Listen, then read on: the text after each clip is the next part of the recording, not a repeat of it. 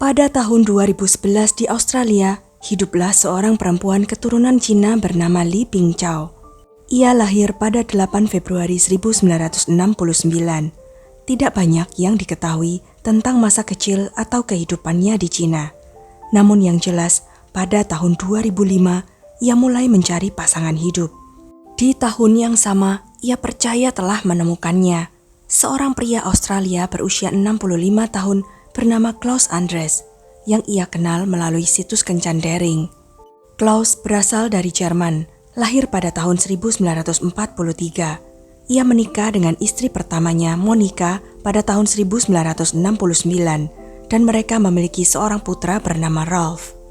Pada 1982, keluarga itu pindah ke Australia. Sayangnya setelah puluhan tahun menikah, Monica meninggal karena kanker pada Agustus 2005. Tak lama setelah kepergian sang istri, Klaus mulai mencari pasangan baru lewat internet.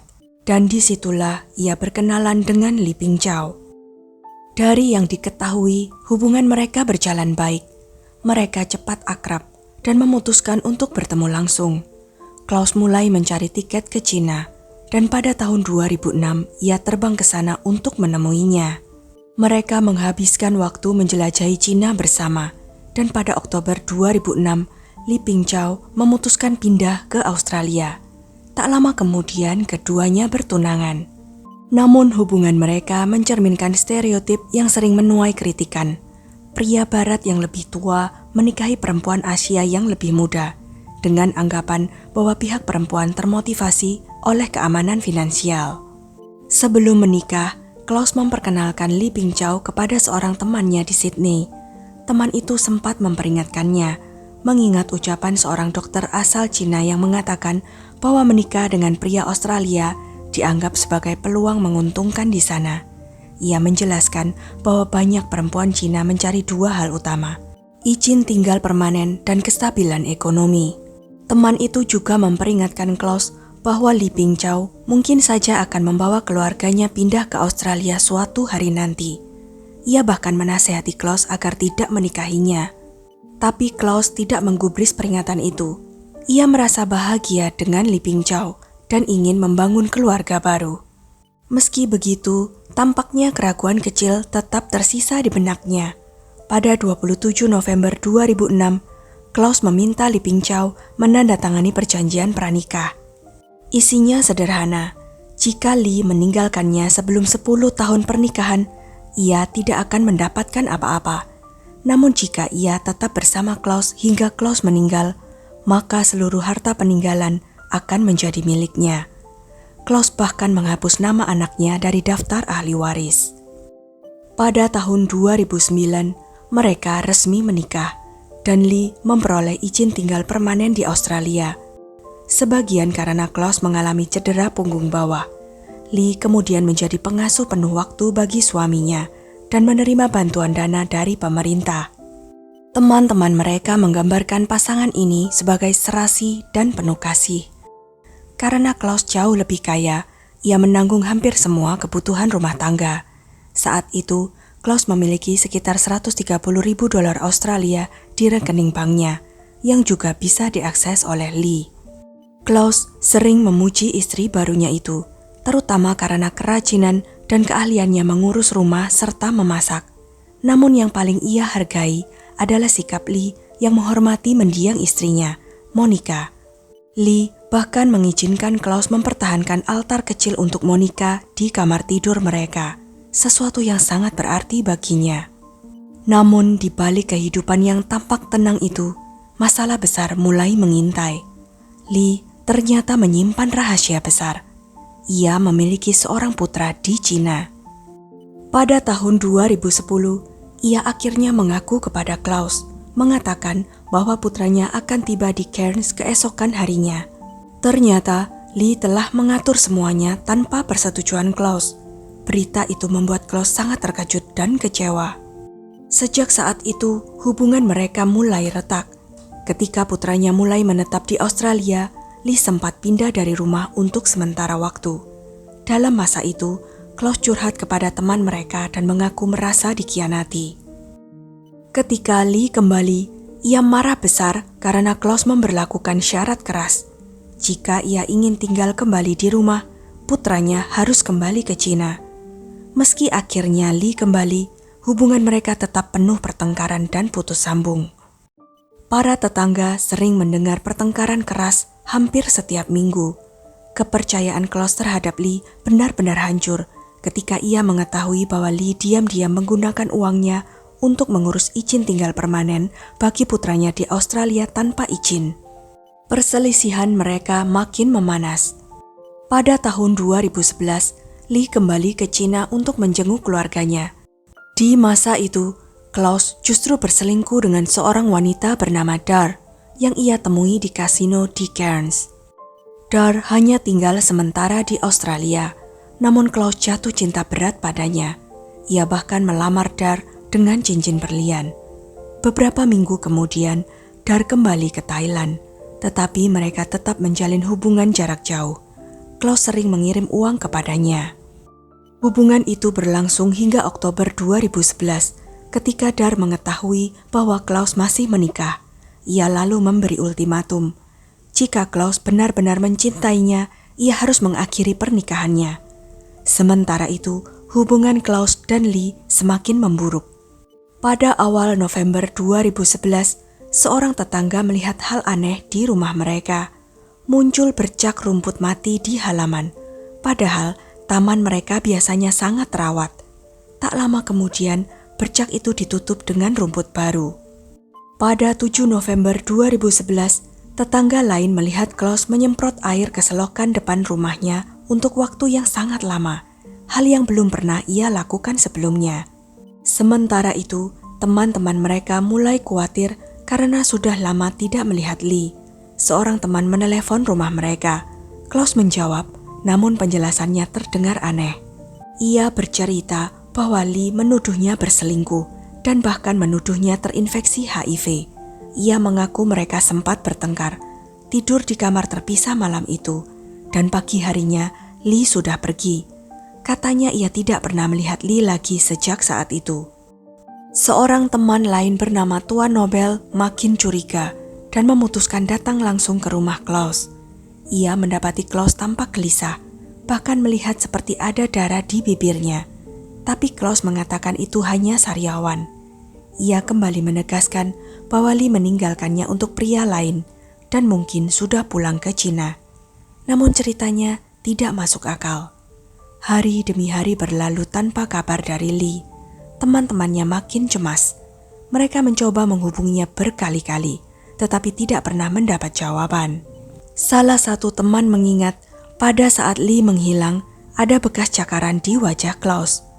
Merasa ada yang tidak beres, mereka akhirnya melapor ke polisi. Pada 9 November 2011, polisi menetapkan bahwa terakhir kali Li terlihat adalah pada 29 Oktober. Petugas datang ke rumah Klaus untuk menanyakan keberadaannya. Klaus mengulang cerita lamanya, namun kali ini menambahkan bahwa Li ingin bercerai dan menuntut setengah rumahnya. Ia bersikeras tidak tahu kemana Li pergi. Namun selama pemeriksaan, petugas mencium bau kimia kuat, terutama dari garasi. Sesuatu jelas tidak beres. Seorang detektif khusus ditugaskan untuk menyelidiki kasus ini. Saat membuka kotak deposit milik Li, mereka menemukan perhiasan, dokumen penting, dan uang tunai sebesar $3.600. Hal ini membuat mereka semakin curiga. Jika Li benar pergi, mengapa ia meninggalkan semua barang berharganya? Tak lama kemudian, petugas yang mengawasi rumah Klaus melihat hal aneh di taman. Di atas rumput yang baru ditanam, tampak ada sisa lemak berwarna putih. Investigasi mengungkap fakta lain. Klaus baru-baru ini telah membeli asam kuat dalam jumlah besar. Di kota kecil Cairns, rumor cepat menyebar.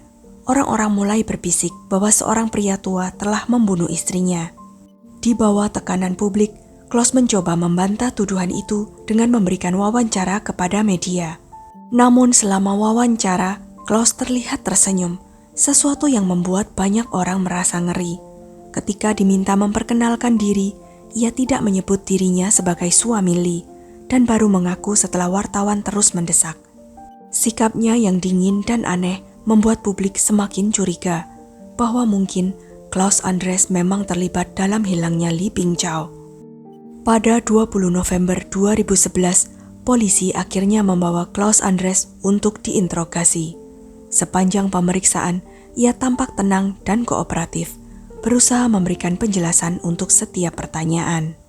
Ketika polisi menanyakan asam kuat yang baru-baru ini ia beli, Klaus mengaku bahwa itu hanya untuk kolam renangnya dan menolak tuduhan apapun yang berbau kejahatan. Sementara itu, tim forensik menggeledah rumahnya secara menyeluruh. Saat mereka memeriksa saluran pembuangan air, mereka menemukan sesuatu yang sangat mengerikan. Sebuah jembatan gigi berisi 6 gigi porselen, yang kemudian terkonfirmasi sebagai milik Li Pingchao. Penggalian lebih lanjut di saluran air lain juga menemukan 2 gigi manusia tambahan yang juga berasal dari Li.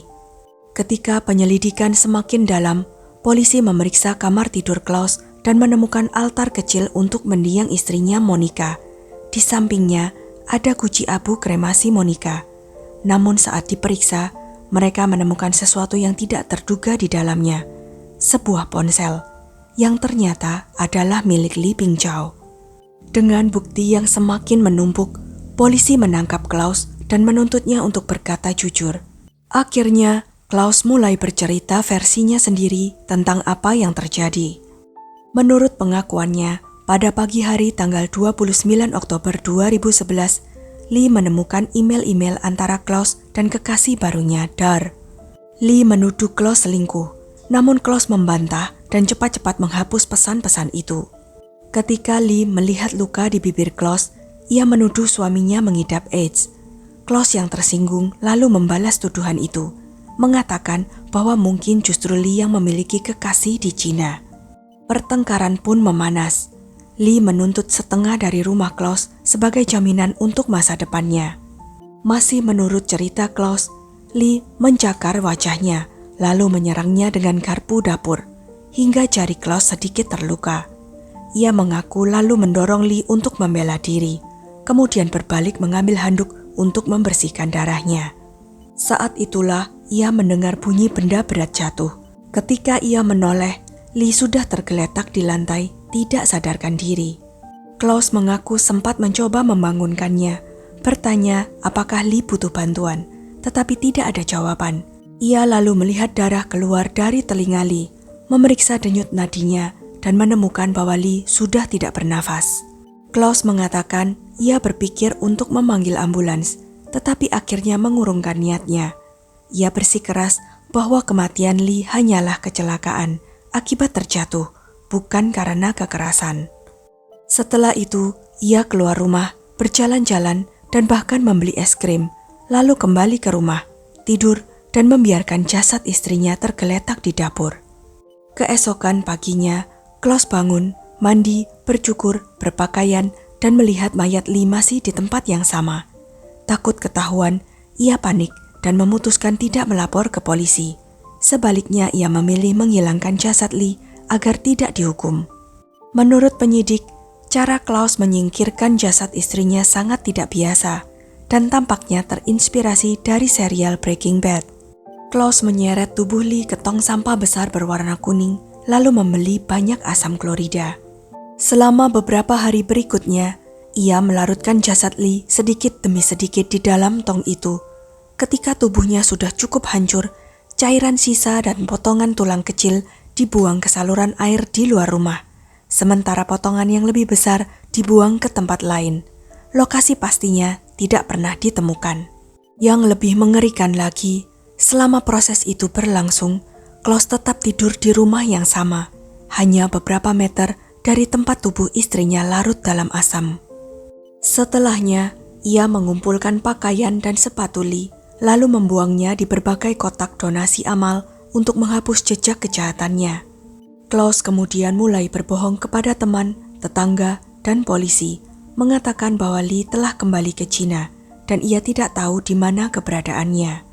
Akhirnya, Klaus mengaku telah membunuh Li pada 30 Oktober 2011, sambil mengakui bahwa ia berbohong dalam wawancara awalnya demi menghindari hukuman. Namun polisi tidak sepenuhnya percaya. Mereka merasa ceritanya tidak masuk akal dan yakin ada bagian penting yang disembunyikan. Kecurigaan itu terbukti benar ketika penyidik menemukan hubungan rahasia Klaus dengan kekasih asal Thailand, Dar. Dalam email-email mereka ditemukan banyak pesan penuh kasih di mana Klaus sering menyatakan cinta. Salah satu pesan mencolok menunjukkan bahwa ia memiliki masalah yang harus segera diselesaikan, yang ternyata mengacu pada Li Bingchao. Yang paling memberatkan adalah email bertanggal 29 Oktober 2011, sehari sebelum Li tewas. Dalam email itu, Klaus menulis, "Orang itu berusaha mempersulitku, tapi aku tidak peduli. Dia adalah orang terburuk dalam hidupku." Lalu hanya 2 hari kemudian, pada 31 Oktober 2011, ia mengirim pesan lain kepada Dar. "Aku punya kabar baik. Orang itu akhirnya sudah pergi dari rumah. Katanya dia ingin kembali ke Cina, tapi aku tidak peduli. Sekarang rumah ini bebas untuk kita berdua. Kamu bisa datang kapanpun kamu mau." Padahal kenyataannya pada saat ia menulis email itu, tubuh Li masih larut dalam asam di rumahnya sendiri. Bagi para penyidik, tindakan itu jelas bukan sikap orang yang panik karena kecelakaan, melainkan perilaku seorang pria yang dingin dan penuh perhitungan. Tak lama kemudian, polisi menemukan bukti paling menentukan. Klaus membeli asam klorida sebelum Li tewas, bukan sesudahnya seperti yang ia klaim. Ini membuktikan bahwa pembunuhan itu sudah direncanakan sebelumnya. Dengan motif dan bukti kuat di tangan, polisi resmi menuduh Klaus Andres melakukan pembunuhan berencana. Sidang dimulai pada 2013 di Pengadilan Tinggi Cairns. Jaksa memaparkan bukti kuat bahwa Klaus telah membeli asam dalam jumlah besar tepat sebelum kematian Li. Jumlah yang jauh melebihi kebutuhan rumah tangga biasa, menunjukkan bahwa tujuannya adalah melarutkan jasad sang istri. Para saksi, termasuk tetangga dan kenalan, juga menggambarkan hubungan mereka yang penuh pertengkaran. Beberapa saksi menyebut bahwa Li berencana meninggalkan Klaus, kembali ke Cina, dan membawa sebagian hartanya, motif yang jelas bagi pembunuhan. Selain itu, Klaus membuat cerita palsu tentang hilangnya Li, menghancurkan bukti, dan menyingkirkan jasadnya dengan cara yang sangat terencana. Semua itu menunjukkan bahwa ini bukan kecelakaan, melainkan pembunuhan yang disengaja. Jaksa juga menyoroti sikap Klaus yang mengerikan setelah kejadian. Alih-alih berduka, ia berjalan-jalan di tepi pantai Cairns dan membeli es krim. Yang paling mengguncang publik adalah wawancaranya di media, di mana ia tersenyum sambil memegang foto Li. Padahal saat itu, ia sudah melarutkan tubuh istrinya dengan asam. Bagi banyak orang, ekspresi itu tampak seperti kepuasan dingin seorang pembunuh yang yakin dirinya akan lolos dari hukum. Pada Desember 2013, setelah mempertimbangkan semua bukti, juri memutuskan dengan suara bulat bahwa Klaus Andres bersalah atas pembunuhan berencana. Ia dijatuhi hukuman penjara seumur hidup, sebuah hukuman yang jarang dijatuhkan di Australia. Faktor penting yang memperberat hukumannya adalah aturan no body, no parole di Queensland, yang berarti seorang terpidana pembunuhan tidak bisa mendapatkan pembebasan bersyarat sebelum mengungkap lokasi jasad korban. Karena Klaus terus menolak memberitahu di mana sisa jasad Li berada, kemungkinan besar ia tidak akan pernah dibebaskan. Banyak orang percaya bahwa Klaus menyembunyikan kebenaran yang sebenarnya, karena apa yang ia lakukan terhadap Li mungkin jauh lebih mengerikan daripada yang ia akui. Sampai hari ini, satu-satunya versi peristiwa berasal dari cerita Klaus sendiri, membuat kematian Li Bingchao tetap diselimuti misteri. Sejak vonis itu, Klaus sempat mengajukan 2 kali banding, pertama ke Pengadilan Banding Queensland, lalu ke Mahkamah Tinggi Australia, tetapi keduanya ditolak. Kini, di usianya yang ke-82 tahun, kemungkinan Klaus Andres tidak akan pernah meninggalkan penjara, membawa rahasia tentang apa yang sebenarnya terjadi pada Li Bingchao ke dalam kuburnya sendiri.